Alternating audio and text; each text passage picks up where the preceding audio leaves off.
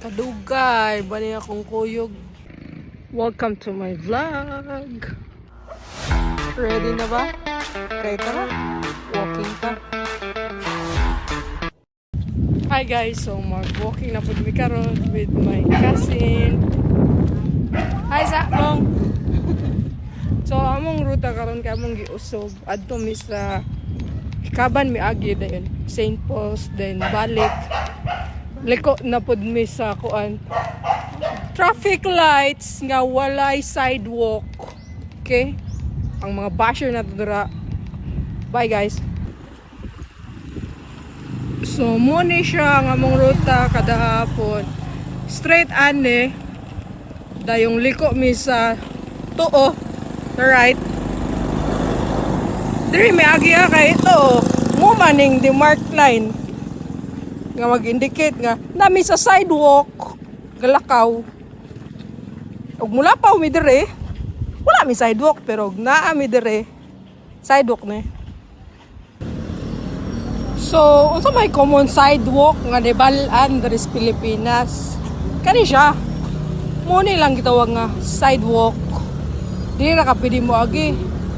Unya kung nay naka-park dira, be, kung saan man na mo, di gud mi pwede mo agi dapit sa kasyada. Okay, rakaklong. So good na po ning traffic dire oh. Welcome to Rovira Road, Bantayan. Okay, 1 kilometer. Muna siya landmark for 1 kilometer. So muna siya problema diri sa Bantayan. Dili ka kakabalo kung asa ang long straight nga white line nga nag-indicate nga ang driver mo stay sa ilang lane. So nagoy madisgrasya, di ba? So muni siya supposed to be ang white line, lugos na mga klaro ito.